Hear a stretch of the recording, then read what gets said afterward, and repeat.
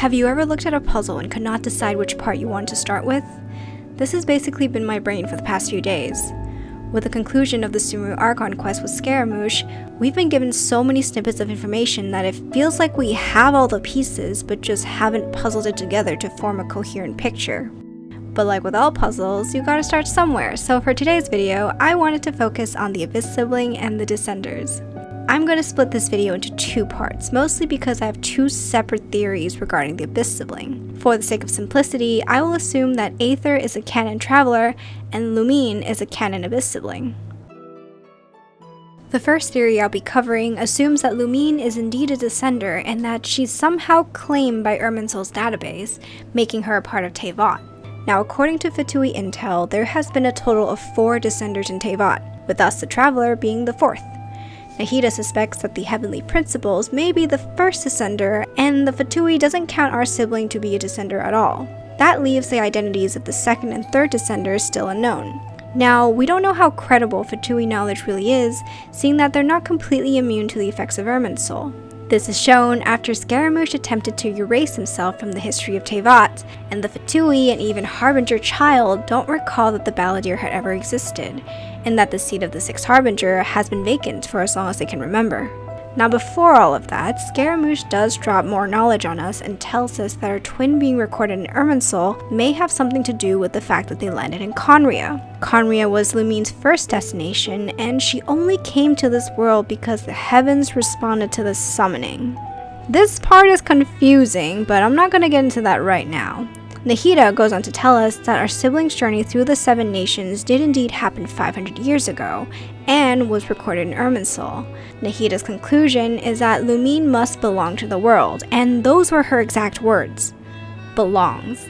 This implies that Tevyat has somehow laid claim to Lumine. Now this makes me think. Just like how Rukkhadevada's branch can be cut from Irminsul, causing the world to forget her, I wonder if Lumine's branch might have been grafted into the tree by some higher power, namely a god. In the Battle Pass trailer, it is said that an heir had descended from the Kingdom of the Heavens in search of a Genesis Pearl. They were deceived, and the memories of their noble origins faded. They instead believed themselves to be the Queen of Darkness. Now, with what we know about the Irminsul and how it can alter memories, I came up with the conclusion that Lumine's status as an Outlander might have been changed, and the change would then make her susceptible to Irminsul's memory altercations, giving her the identity of the Abyss Princess. Now, how is this possible? Well, let's take a look at the Irminsul compared to the Akasha. Early in the quest, Aether and Paimon were given the Akasha terminal, which they wore as they traveled around Sumeru. You would assume by default that from the moment they activated the terminal that all their actions would be monitored by the sages at that point, but it's not. Instead, the Akasha is merely a tool for Aether to use, and they interact with the people of Sumeru without entering their own data into the system. Similarly, despite Aether's travels across Tevyat so far, he has been able to interact with Irminsul, Leylines, and the people of Tevyat. But after passing 4 nations, you'd think that Nahida would find something recorded in Irminsul about the Traveler by the time he arrives in Sumeru, right? But she doesn't. In fact, she tells us there's just no data on the Descenders at all. When we first arrived in Sumeru, we were more or less allowed to wander wherever we wanted. The academia never really interfered with us until we interfered with their god project. That being said, they did place a spy to monitor our movements, with the ultimate goal being to enter that information into the Akasha and monitor us as they do with the citizens of Sumeru, and that is Alhaitham. During the quest, Alhaitham hands over a knowledge capsule that contains an investigation report on the Traveler that can be entered into the system. According to Azar, this would predict the Traveler's actions with an accuracy of at least 98%, and the data will be updated in real time whenever new information presents itself. He says is like walking under an invisible leash, and this, I think, might be what happened to Lumine, but on a much larger scale.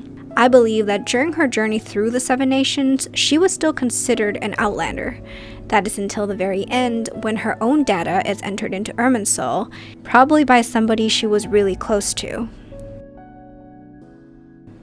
With a title like the Bowkeeper, Dainsleif may have betrayed Lumine the same way Alhaitham was supposed to betray us, Perhaps he realized that the only way to stop her was to let the heavenly principles graft her into Irminsul. It may have been a necessary evil to keep the balance of the world's cycle of destruction and rebirth. Her every movement can now be monitored by the gods, and her fate can be written in the stars like everybody else.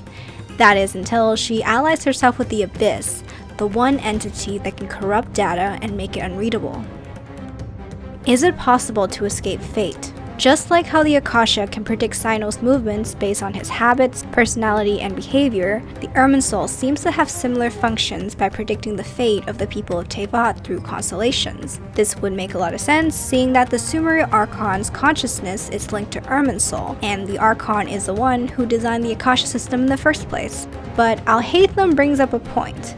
He doesn't believe that fate can be predicted with 100% accuracy. People's emotions will always be an unknown variable, and this fact may tie into why visions are given to people with strong enough desires. But there's a fine line between ambition and obsession, a vision and a delusion. It is noble to devote yourself to your passion, but when the devotion is born out of grief, anger, or loss, it can drive a person to do the extremes. Just like how the Mad King was driven to seek forbidden knowledge after the death of the goddess of flowers, I wonder if watching a nation she called home get destroyed, seeing friends who had first welcomed her into this world turn into monsters before her very eyes, would that be enough to turn our sibling into the Abyss Princess? And would we have made the same decision if we had to watch Mondstadt go down in flames, and the people we loved turned into creatures of the Abyss?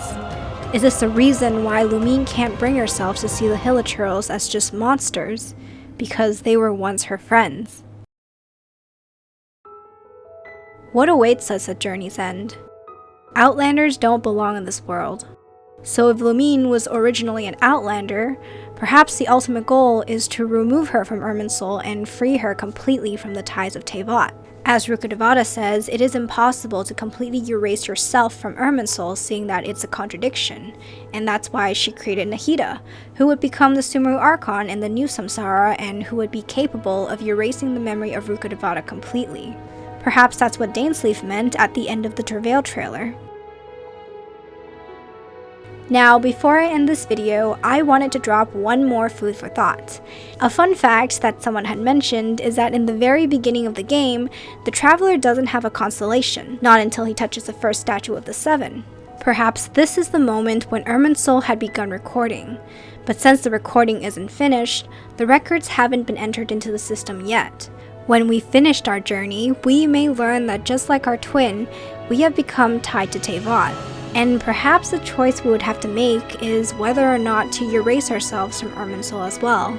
Can you imagine all the characters we've met not knowing who we are anymore?